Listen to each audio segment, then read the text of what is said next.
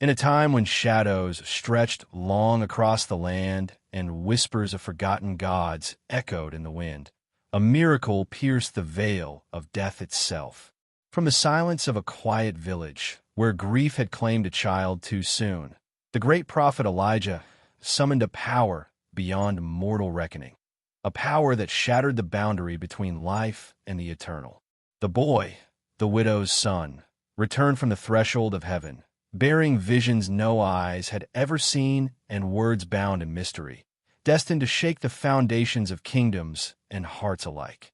But destiny is a double-edged sword, and the light he carries casts a shadow deeper than night. Hunted by dark forces who thirst to silence his voice, the boy must walk a path between worlds, between despair and hope, judgment and salvation. His message is a flame kindled against the coming storm, a beacon for those who dare to believe. This is the tale of the resurrected prophet, born of death, raised by the divine, and burdened with a fate that could change the course of all humanity. Prepare to enter a world where miracles and menace intertwine, and where one boy's journey will awaken the souls of many. Chapter 1: The Miracle of Return. In the heart of a forgotten valley, where the earth whispered secrets carried by the wind, and the olive trees stood as ancient sentinels of time, a small village lay cloaked in sorrow. Its people, simple and humble, moved with heavy hearts beneath a sky that seemed to mourn alongside them. The widow's house was filled with a silence so profound it swallowed even the softest breath, for her son, the beloved child of the village, was no longer among the living. The boy's illness had crept like a shadow, slow and relentless, sapping the light from his eyes until the flame of life flickered dangerously low. Neighbors gathered, voices hushed, prayers whispered in trembling hope. Yet, the veil between life and death grew thinner with each passing moment, and the boy's soul began to drift toward a realm beyond mortal reach, a threshold where shadows merge with light and silence reigns eternal. As the last flicker of breath left his body, a mournful hush settled over the land. The widow's wails rose to the heavens, a desperate cry that pierced the cold air, echoing through the hills and valleys. It was a cry that reached the ears of one who walked a path beyond mortal men. Elijah, the prophet, a man whose gaze burned with the fire of storms and whose voice carried the power of the ancient gods. Elijah arrived swiftly, a figure cloaked in mystery and purpose. His eyes, sharp and unwavering, searched the stillness for a sign that life yet lingered in the boy's fragile form. With hands raised toward the heavens, he invoked the sacred words passed down through generations, words that trembled with the power to bridge worlds. The air thickened as his voice rang out, resonant and commanding, stirring the very fabric of the unseen. The earth held its breath, the winds stilled, and the veil between life and death seemed to thin. Then, against all natural law, the boy's chest rose and fell. A single, fragile breath breathed back into a body that had danced so close to the edge of oblivion. His eyes opened slowly, revealing depths that no mortal had ever seen, eyes that held the knowledge of realms beyond the stars, and the weight of secrets not meant for ordinary souls. The boy had crossed the boundary between life and death, and returned forever changed. He carried with him a gift and a burden, visions of the unseen, whispers of judgment, and a hope that burned brighter than any flame. Years flowed like a river, carrying the boy into manhood. He grew under the watchful eyes of the village, but the light in his gaze never faded. It was a light that spoke of destiny, of a purpose greater than any could comprehend. He walked with an aura of mystery, speaking in riddles and carrying words sealed by time and the heavens themselves. Yet, as his message began to unfold, dark forces stirred in the shadows, entities that sought to silence the boy before his voice could awaken the slumbering world. Peril shadowed every step he took, and the path ahead was fraught with danger and intrigue. Thus begins the saga of the resurrected prophet, the widow's son reborn. Not merely a child returned from death, but a herald of change, a beacon of light in a world trembling on the edge of darkness. The journey was only just beginning, and the fate of many would soon hinge upon the words he carried, words that could either save or doom them all. Chapter 2: Visions at Twilight. The years that followed the boy's miraculous return were marked by whispers and wonder, as the village slowly began to sense that something extraordinary had been woven into the fabric of their lives. He was no longer just the widow's son. He was the resurrected, a living mystery whose presence carried both awe and fear. Yet, for all their curiosity, few dared to approach him, for the light in his eyes was unlike any they had ever seen, piercing, otherworldly, and filled with a knowledge that seemed beyond human reach. His childhood had been spent under the watchful eye of the prophet Elijah, who became both mentor and guardian. Elijah's lessons were harsh yet infused with ancient wisdom, guiding the boy not just in the ways of the world, but in the mysteries of the unseen realms. They spoke of the heavens and the earth, of the delicate balance between light and shadow, and of the eternal struggle that shaped the destiny of all beings. But the boy was no ordinary pupil. From a moment his eyes had opened after death, his mind had been touched by visions, fleeting glimpses of cosmic truth and cosmic peril intertwined. At times, the future seemed to unravel before him like a vast tapestry, threads of fate stretching far beyond the village, beyond the land, into realms no mortal was meant to walk.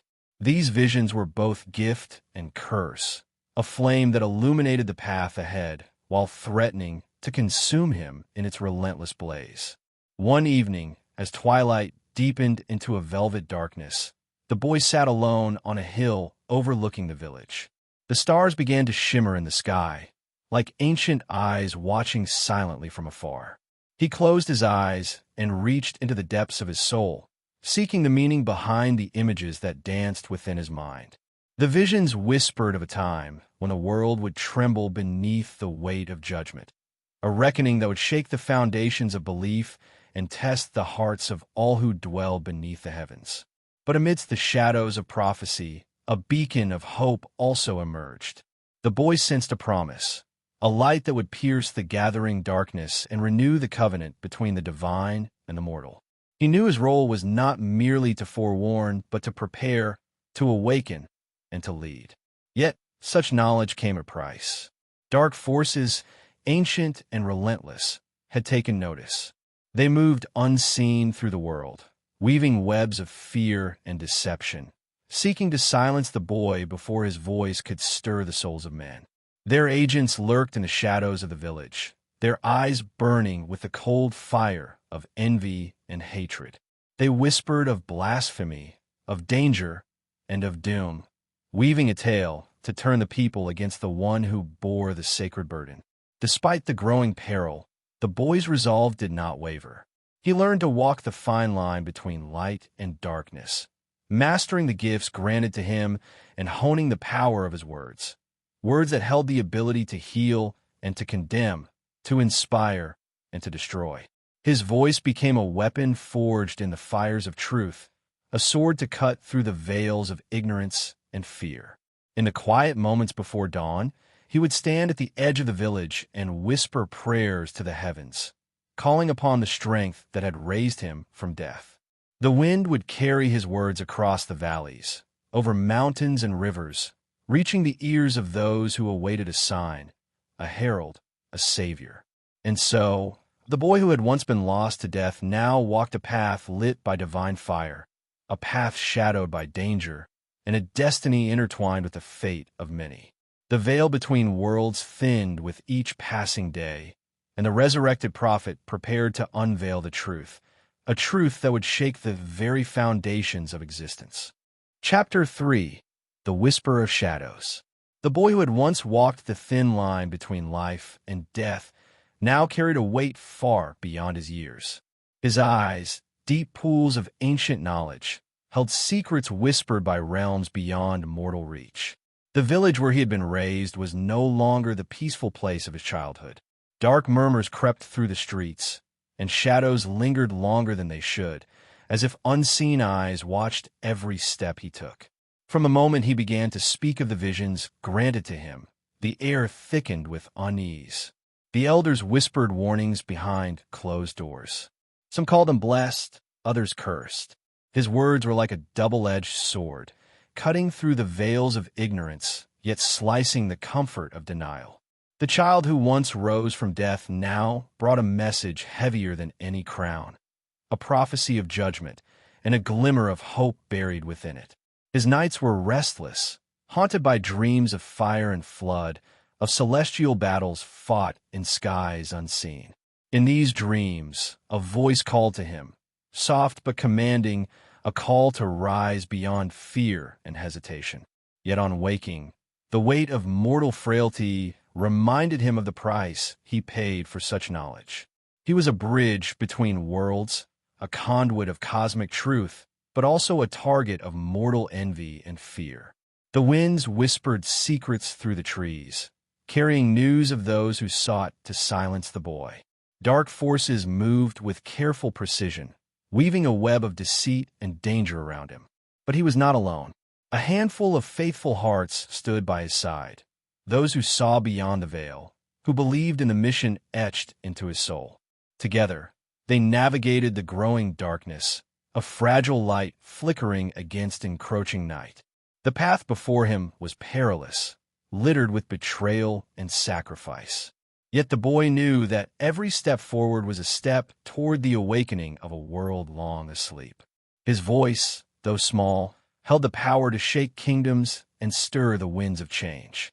In the dance between shadow and light, he was both the dancer and the flame.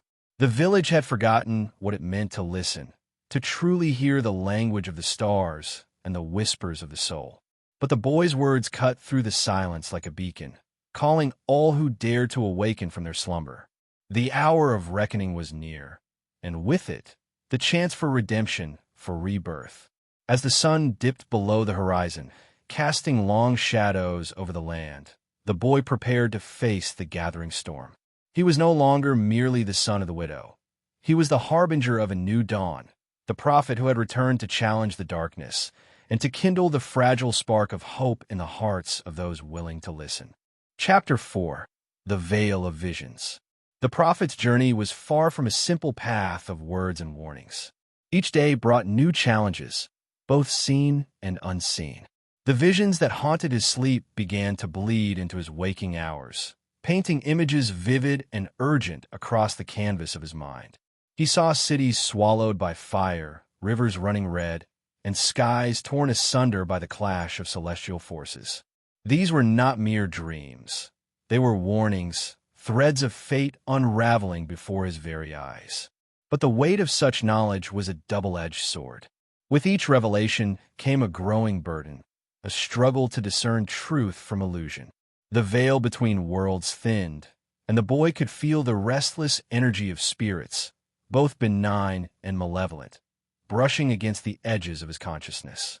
Some sought to guide him, whispering secrets wrapped in riddles, while others sought to ensnare him in webs of doubt and despair. Amidst this turmoil, his followers began to grow, a small but resolute band who believed in the truth he carried. They were drawn not just by his visions, but by the undeniable light that flickered in his eyes, a light born of sacrifice and unyielding faith. Together, they formed a fragile sanctuary amid a world tipping ever closer to chaos. Yet, for every ally gained, an enemy sharpened their blade.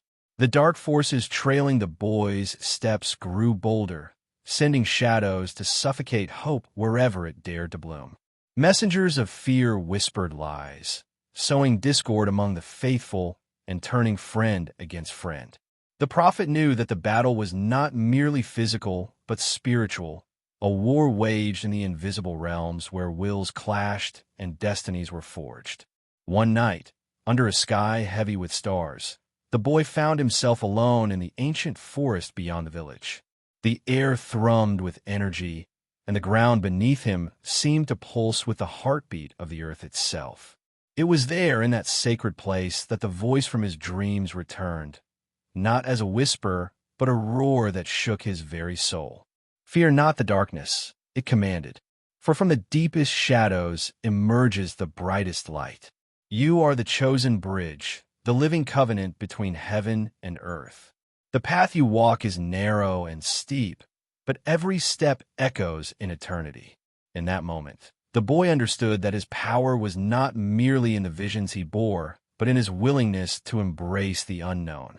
He was no longer a child touched by death, but a vessel of divine purpose, anointed to awaken the world before the coming storm. As dawn painted the horizon in hues of gold and crimson, the prophet rose from the forest floor, renewed and resolute. His message was clear: the time for silence was over. The world would soon face a reckoning unlike any before, and only those who dared to listen would find salvation. Chapter 5. Shadows on the Horizon. The early morning light revealed a world brimming with uncertainty. The village where the boy had been raised lay quietly under a blanket of mist, but the silence was deceiving. Dark winds carried whispers of unrest, and the shadowy tendrils of opposition crept ever closer. The boy, now more than a child, felt the weight of his destiny pressing heavily upon his shoulders, as if the very air around him pulsed with the promise of coming conflict. Though his visions had sharpened, clarity remained elusive. Each revelation was a riddle wrapped in mystery, a fragment of truth obscured by the dense fog of fate. The boy's mind was a battleground where doubt and certainty warred with relentless ferocity. But within him burned an unquenchable flame, a beacon of hope to pierce the darkness that threatened to consume the land. His followers, a motley assembly of villagers, wanderers, and seekers of truth, gathered around him.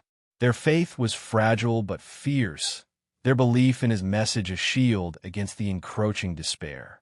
Together, they formed a fragile bulwark against the forces that sought to silence the prophet's voice. Each step he took echoed with the urgency of his mission, reverberating like thunder through the hearts of those who listened.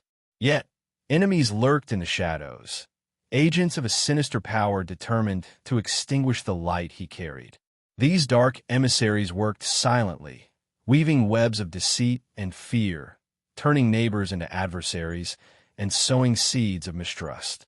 The boy knew that the battle ahead was not just against flesh and blood, but against a far older and more insidious enemy, the darkness that lives in the hearts of men. One evening, as the sun dipped below the horizon, the boy found himself at the edge of a great river. The water flowed swiftly, its surface shimmering with the last light of day. Here, amidst the gentle murmur of the current, he sought solace and clarity. The river seemed to whisper ancient secrets, as if the very soul of the world spoke through its restless waves. In the stillness, a vision took shape, a radiant figure clad in white, emanating light that pierced the gathering gloom. The figure spoke, its voice like the wind through the trees, both comforting and commanding. Prepare yourself, for the hour of reckoning draws near. Your journey is but beginning, and the path ahead is fraught with peril. Yet, know this: the power you carry is not yours alone. It is a gift from the eternal, a flame to kindle hope and burn away the shadows. With those words etched into his heart, the boy rose from the riverbank, resolve hardening within him. The shadows on the horizon were growing, but so too was his light, and with it, the promise of a new dawn. Chapter 6. The Seal of Visions. The dawn broke with a faint chill in the air, as though the world itself held its breath in anticipation. The boy, now a young man marked by destiny, awoke with the weight of the night's visions heavy upon his soul. Images had come to him like shards of glass, piercing and fragmented, fragments of future and past intertwined in a dance of light and shadow. Each vision bore the unmistakable seal of the divine, yet their meaning was cloaked in mystery. He sat by the hearth in the small hut where he had taken refuge, fingers tracing the worn edges of the scrolls entrusted to him, words sealed in ancient script, waiting for the moment they could be unlocked. The sealed words were both a burden and a beacon. They whispered promises of judgment and hope, of destruction and renewal. To understand them was to glimpse the fabric of fate itself, woven by forces beyond mortal comprehension. The young man's mind raced. He knew that these sealed prophecies held the key to the trials ahead, omens that would guide him through the coming storm. Yet, unlocking their meaning demanded more than intellect. It required wisdom born from suffering and faith tempered by fire. His soul ached with the knowledge that the path to revelation was paved with sacrifice. Outside, the village stirred as the first rays of sunlight kissed the earth. But unease rippled through the streets, carried on the whispers of those who feared what the future might hold. The boy's return had stirred old fears and ancient grudges. Some saw in him a savior, others a harbinger of doom.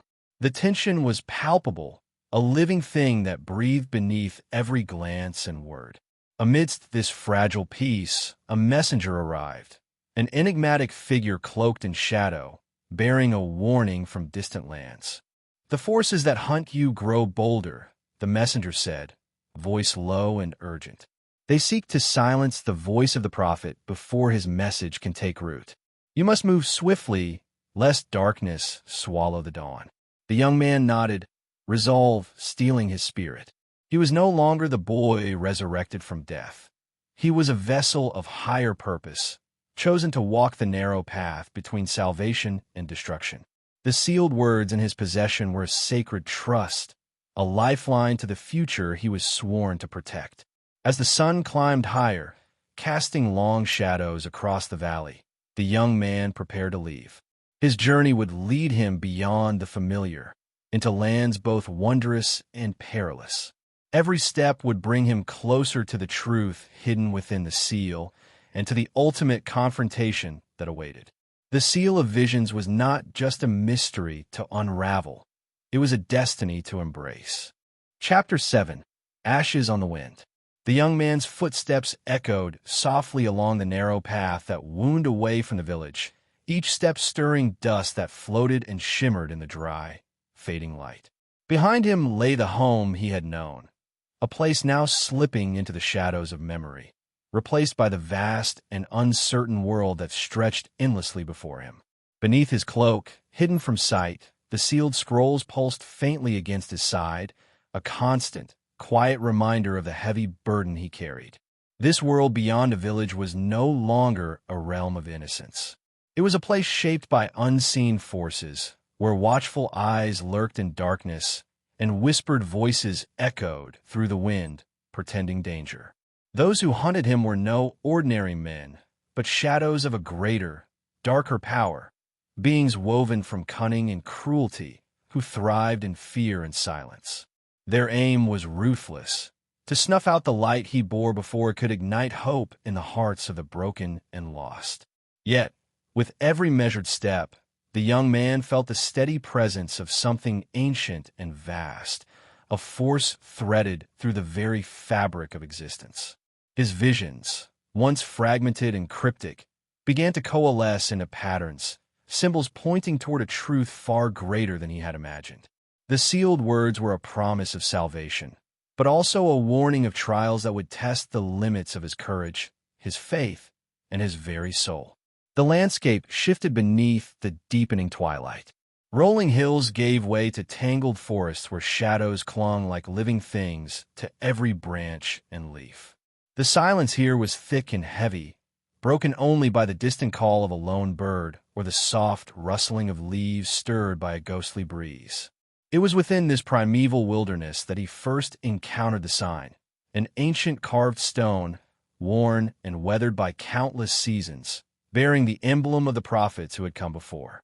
It marked a threshold, a boundary between the world he had left behind and the realm of spirits and secrets. As darkness wrapped the forest in its cold embrace, the young man made camp beneath the towering canopy. The fire's flickering glow danced across his face, illuminating eyes wide with equal parts fear and steely resolve. He knew the path ahead was littered with dangers, allies scarce, enemies many. The quest to unlock the sealed words and fulfill the destiny laid out for him demanded far more than mere strength. It required sacrifice, endurance, and a heart willing to embrace the unknown. From the shadows, a voice drifted, haunting yet strangely familiar, weaving through the trees like a melody of warning and hope.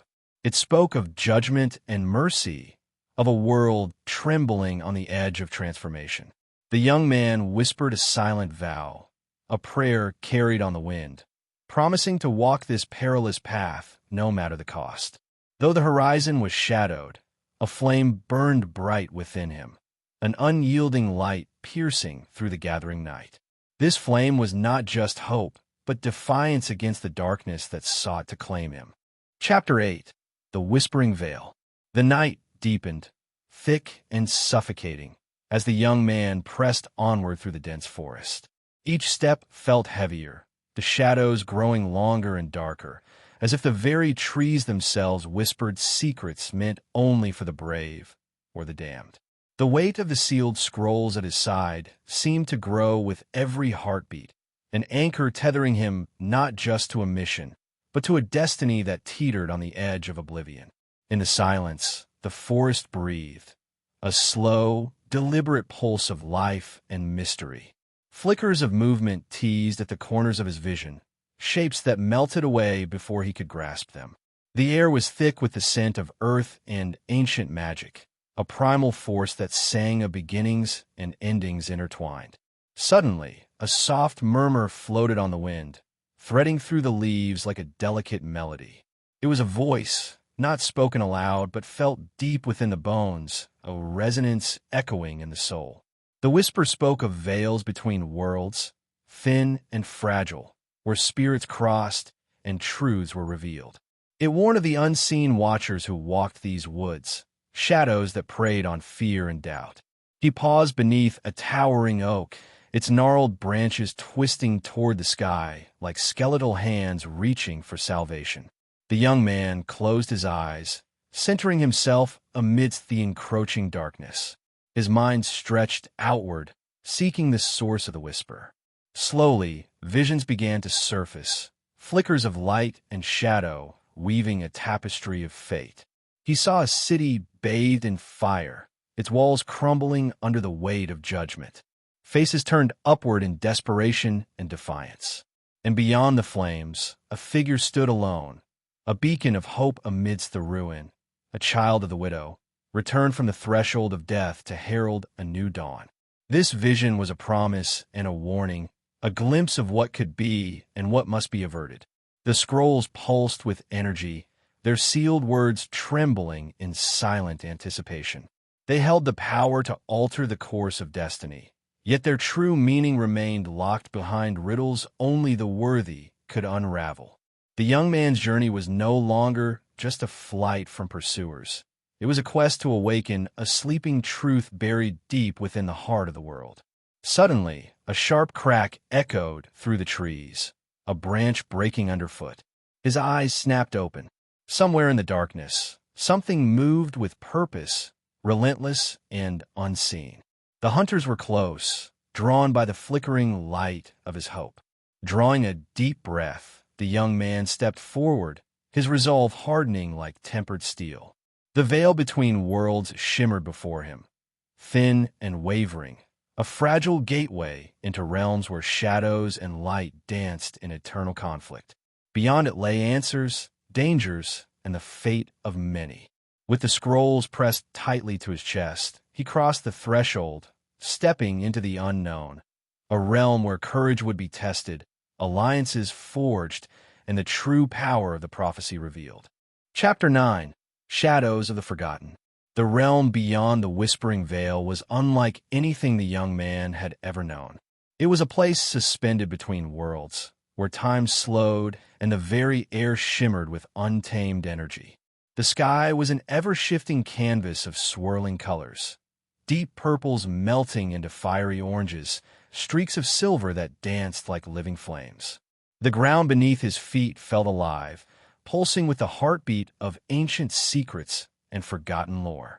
As he ventured deeper into this liminal world, shadows curled and stretched like living tendrils, their forms both mesmerizing and menacing. They whispered in voices old as the earth itself, voices that promised knowledge and power, but at a price few dared to pay.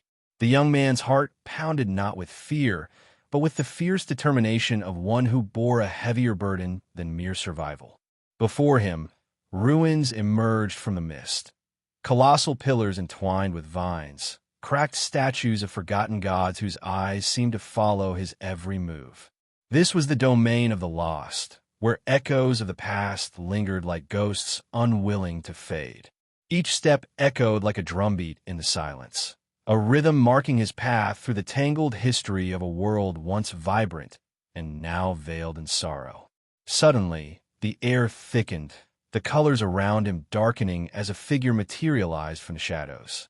Clad in a cloak woven from night itself, the stranger's eyes glowed with an otherworldly light. He spoke not with words, but with thoughts that slithered directly into the young man's mind, an ancient language of power and subtle menace. "You carry the weight of the prophecy," the figure intoned, his voice like the rustle of dry leaves. "But the path you walk is fraught with peril. The forces that seek to silence you are closer than you imagine, and their shadows stretch longer than the night." The young man stood tall, the scrolls in his grasp burning with a quiet heat. "I carry what must be spoken. The judgment is near, but so is hope. I will not falter." A smile, cruel and knowing, curved the stranger's lips. "Hope is a fragile flame, easily extinguished by the winds of doubt and fear. Remember, not all who walk beside you are allies. Trust is the rarest gift in these forsaken lands." With that, the figure dissolved into a swirl of smoke, leaving behind a chill that seeped into the bones. The young man swallowed his unease, his mind sharpening like a blade forged in fire. He had no time for hesitation. The message sealed within the scrolls must reach the hearts of those who would listen. Ahead, the ruins opened into a vast clearing bathed in eerie light. In the center stood an altar carved from obsidian, inscribed with runes that pulsed with a dim glow. It was a place of power, a nexus where the veil between worlds grew thin.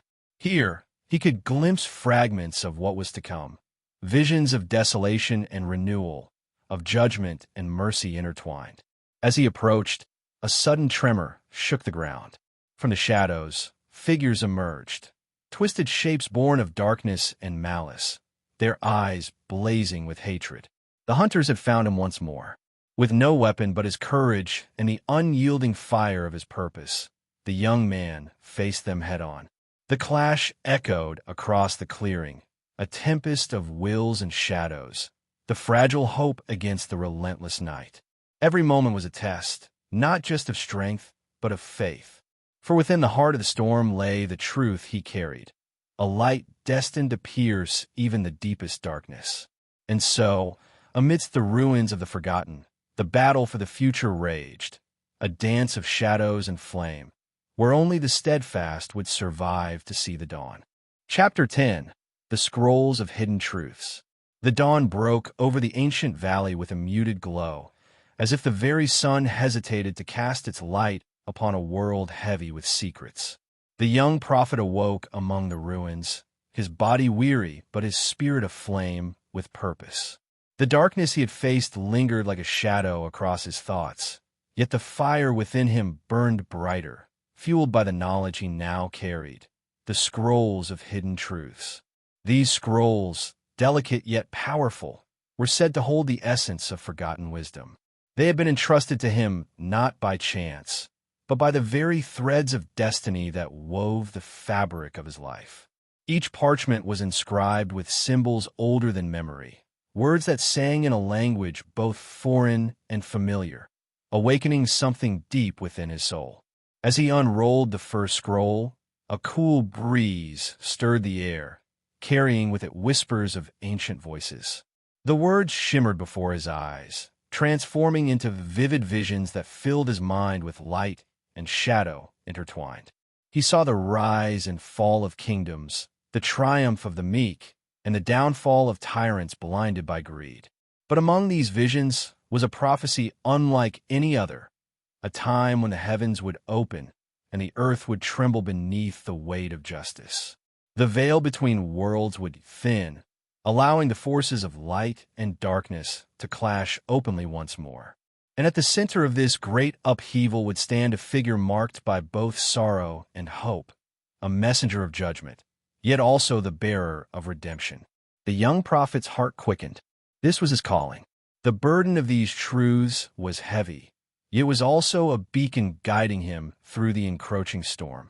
He knew that the message he carried was both a warning and a promise, one that could shape the fate of countless souls.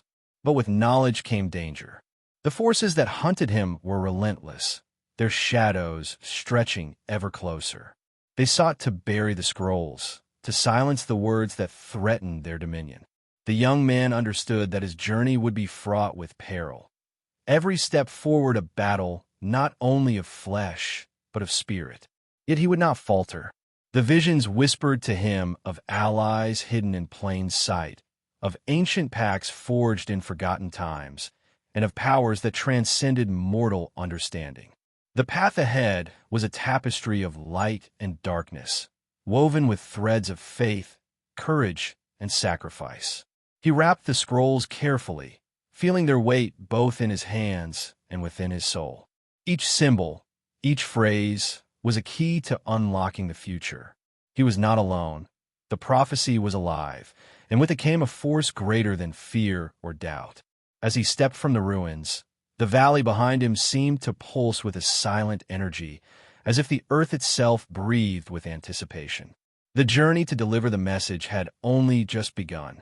The road ahead was long and treacherous, winding through shadows and storms, but the light of the scrolls would guide his every step. And so, with the dawn at his back and the burden of truth before him, the young prophet set forth, a beacon in the gathering darkness, the harbinger of a fate yet unwritten. Chapter 11. The Pursuit of Shadows. The sun had barely risen when the first whispers of pursuit reached the prophet's ears. The world around him seemed to hold its breath, as if nature itself sensed the invisible hunt unfolding beneath the surface of reality. His footsteps were steady, but his heart beat in rhythm with the shadows that chased him, relentless, silent, and unforgiving. He moved through the dense forest with the agility of one who has learned to become part of the land. Every rustle of leaves, every snapping twig, warned of unseen eyes. The enemies that sought to silence him were not mere men. They were the living embodiment of fear and control, wielding power that bent minds and broke wills. Their goal was clear: to steal the scrolls, to snuff out the prophecy, to ensure that the judgment would never come. But the prophet was no longer the frightened child of years past. He had been shaped by fire and revelation, tempered by visions of celestial judgment and mercy. The sacred words he carried were etched into his very soul, and with each step, his resolve hardened like tempered steel. They could hunt his body, but not his spirit. Night fell quickly, casting a cloak of darkness that was both friend and foe. The forest became a labyrinth of shifting shadows, where trust was a scarce currency. Yet, amid the encroaching gloom, a strange clarity emerged. His visions whispered to him, revealing secret paths and hidden sanctuaries, remnants of an ancient network designed to shelter the chosen from the grasp of darkness. He found refuge in a cavern carved by time itself, its walls pulsating with an otherworldly glow. Here, the air was thick with power, and the scrolls seemed to hum softly as if recognizing the sanctuary. Rest was brief and uneasy. Danger was never far behind. Outside, the hunters circled like wolves, their presence a reminder that the path to truth was paved with peril. Within the cavern's depths, the prophet unfurled a scroll once more, seeking guidance. The symbols danced before his eyes, revealing the essence of courage, not the absence of fear, but the mastery of it. He understood that to fulfill his destiny, he must confront not only the forces that pursued him, but also the shadows within himself. The echoes of the past whispered warnings of betrayal, of those who had fallen to temptation, their noble intentions twisted by pride and doubt. His own heart trembled at the thought, but he grasped the truth. Only through unwavering faith and humility could he rise above the darkness. Morning light filtered through cracks in the cavern ceiling, casting beams that broke the shadow's hold. The prophet prepared to continue his journey, the scrolls securely fastened, his spirit renewed. Beyond the cavern lay a world on the brink of change, where every moment was a battleground between despair and hope. The chase would persist, relentless and cruel, but so would his determination. For in the heart of the prophet burned a flame that no darkness could extinguish, the fire of a message destined to reshape the fate of all who dared to listen. And so, stepping into the awakening day, he became more than a man pursued. He became the living embodiment of prophecy, a herald of justice, a beacon of hope, a soul unyielding in the face of shadows. Chapter 12. Echoes Beyond the Veil. The journey led him beyond the forest, into a land where the sky stretched wide and endless, painted in hues of twilight even before the sun had fully set. Here, the air was thick with secrets, and the very ground seemed to pulse with a quiet, ancient energy. This was the realm of the Whispering Veil, a place where the boundary between worlds thinned, and the unseen murmured truths only the chosen could hear. The prophet's every step was met with a delicate chorus of voices, soft, ethereal, yet filled with urgency. They came not from the living but from the echoes of the past, the restless spirits whose fates had been tied to the same destiny now unfolding before him. These whispers carried warnings and revelations alike, like threads in a tapestry woven by the hands of fate. Among the whispers, one name rose above the rest, the name of the widow's son, a title both sacred and burdened. It was the key to the prophecy's heart. The boy once lost and returned, touched by death and sky alike, now walked the path of judgment. His visions, sealed in silence for so long, were about to break free like thunder. The land itself seemed to respond to his presence. Winds shifted, carrying scents of forgotten flowers and distant storms. Shadows moved with purpose, as if the very essence of the veil recognized him as both threat and salvation. Every breath he drew was heavy with expectation. In this place, the veil was not merely a barrier but a test. The prophet had to learn to listen, not just with ears but with the soul. To understand the language of silence, the meaning hidden in stillness, and the power that lay in restraint. For the greatest truths were not shouted in the wind, but whispered in the spaces between words. As night deepened, the stars above mirrored the flickering flames of his resolve. Each constellation was a story, a guide for those who dared to seek beyond the visible. The prophet traced the patterns with his gaze, feeling the weight of his mission settle upon him like a mantle woven from light and shadow. But the path was treacherous. The forces that sought to silence him grew stronger, their hunger turning desperate. From the depths of the veil emerged figures cloaked in darkness, shadows given form by fear and malice. They moved with silent steps, intent on extinguishing the spark of hope before it could ignite. Yet the prophet was not alone. From the corners of the realm came allies, guardians of the ancient ways, beings who had watched over the balance for centuries. They spoke in riddles and signs, offering guidance veiled in mystery. Their presence was a reminder that destiny was not a solitary road, but a convergence of wills united by purpose. In the stillness of the Whispering Veil, the prophet prepared to face his trial. The whispers grew louder, a symphony of fate urging him onward. The final chapters of his journey were unfolding, where sacrifice and courage would intertwine, and the fate of many would hinge upon a single truth. With the scrolls close to his heart and the weight of prophecy upon his shoulders, he stepped deeper into the unknown, ready to embrace the destiny that awaited beyond the veil. Chapter 13. The Flames of Reckoning.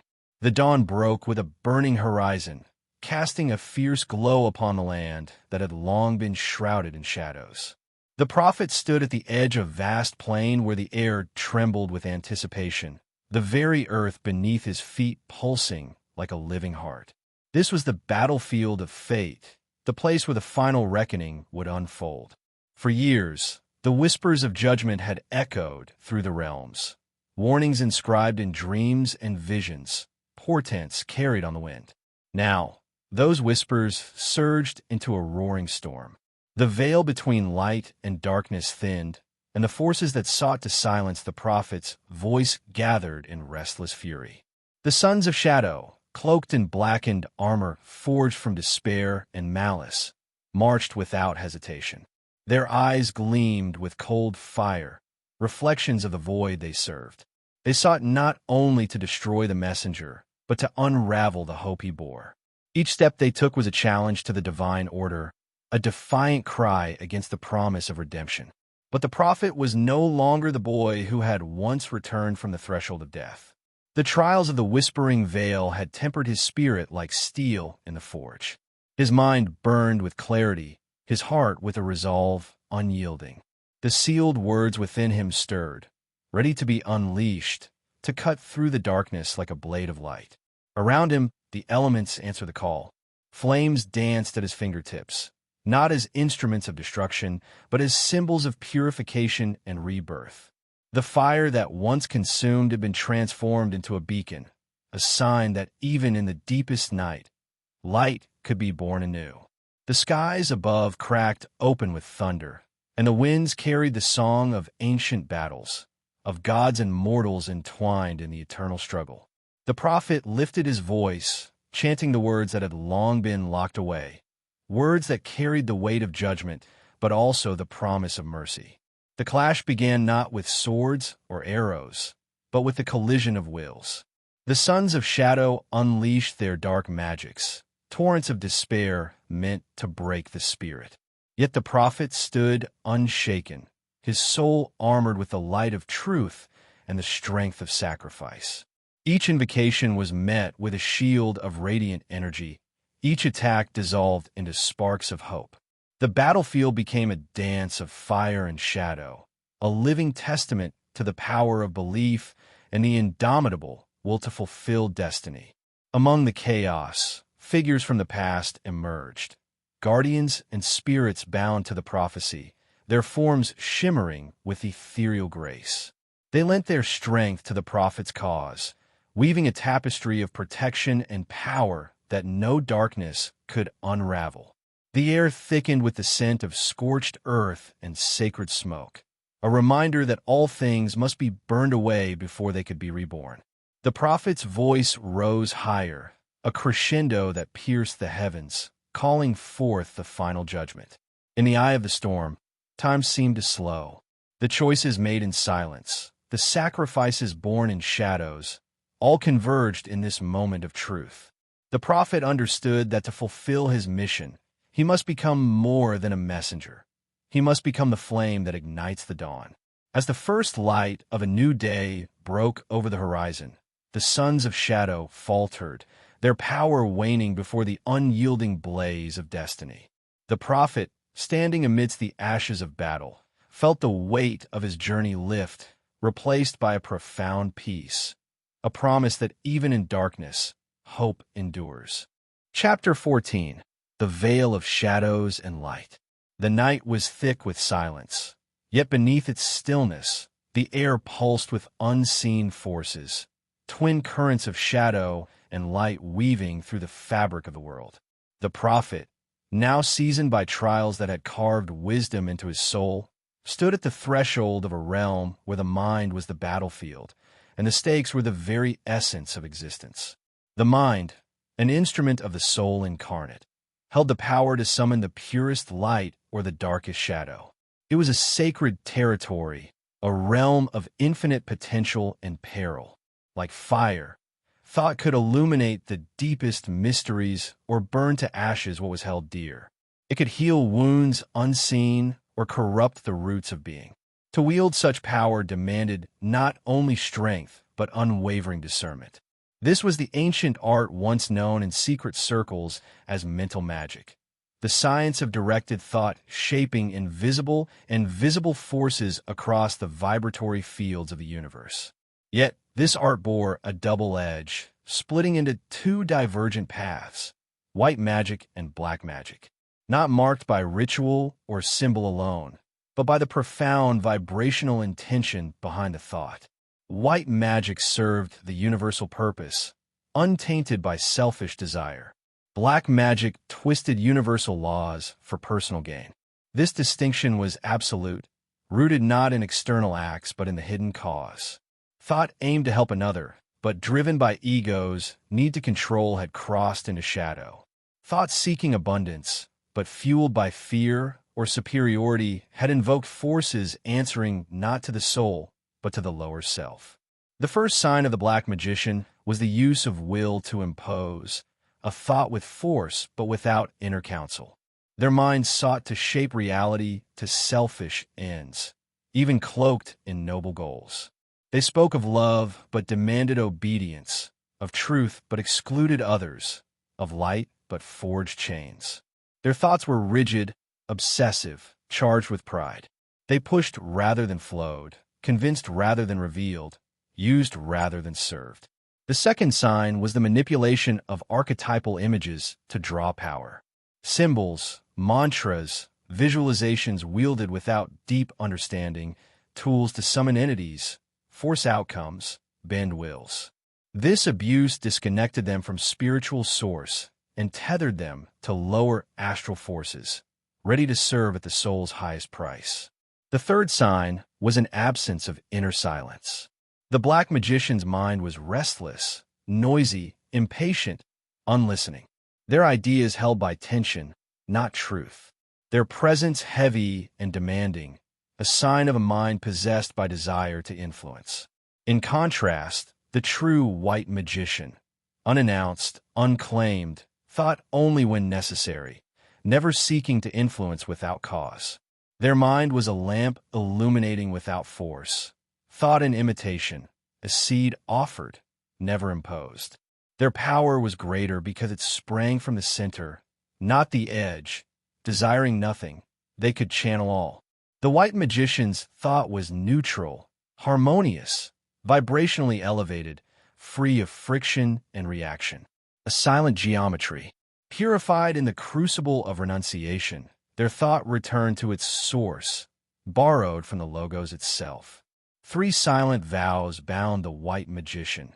Truth, never thinking against higher reality or to adorn ego. Service, thought only for the soul's benefit, never self. Silence, never interfering without lawful or soulful invitation, respecting free will as sacred law. These vows were lived, not spoken, the boundary separating true light from the seduction of personal power. Any mental act seeking results before truth, attraction without question, assertion without contemplation, invocation without renunciation, crossed in a gray magic, soon consumed by dark currents of disguised desire. The infallible criterion to discern white from black magic was not outcomes, but origin. White thought might manifest no visible effect, but left peace. Black might bring riches, but leave emptiness. White might seem useless, but uplift. Black might heal the body, but poison the soul. The key was what occurred in the center, not the periphery. Thought was not mere tool, but test, mirror, path. Those who wielded it without conquering desire became slaves to their own creations.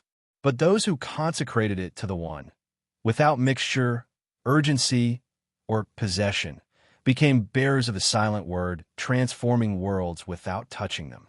Chapter 15. The Final Dominion of Thought. At the journey's end, the traveler of the mind stands not as a wanderer, but as a sovereign, the demiurge of his inner cosmos.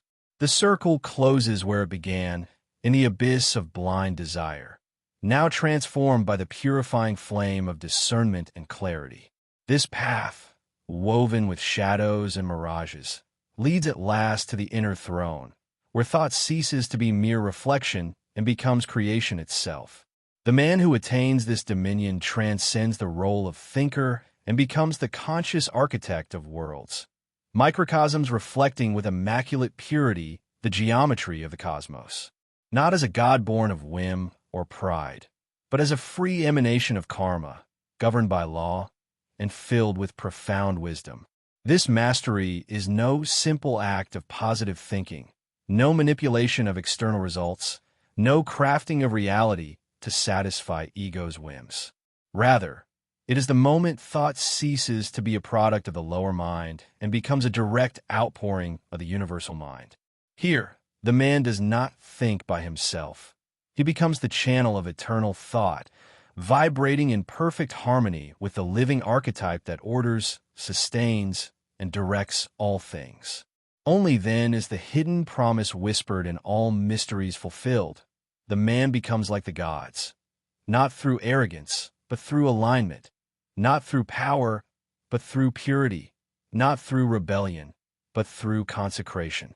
This final dominion of thought is reached only when four sacred states become permanent aspects of being. First, the silence of desire. The thinker harbors no personal craving shaping his cognition. Thought is not sent to obtain, but to reflect, not to alter the world, but to express its pre-existing internal harmony. Second, union with the archetype. The thinker does not imagine but contemplates, does not invent but perceives, does not project but receives. His thought is a contemplative act descending from the causal plane as coherent light. Each form he emits aligns perfectly with universal law. Third, unbroken will. His thought is sustained effortlessly, not by force, but because no inner division exists. No fractured self, no unconscious shadow sabotaging him. No vibrational contradiction between what he thinks, feels, says, and does. Thought in him is a single line of fire. Fourth, the emptiness of ego. Identification with the thinker has vanished. No longer is there a thought saying, I want, I think, I decree. What transpires in his mind is the emanation of the one through the purified channel of the self, not the exercise of a personal subject. Thought has become non-dual, like the gaze of the gods, seeing without judgment, creating without desire.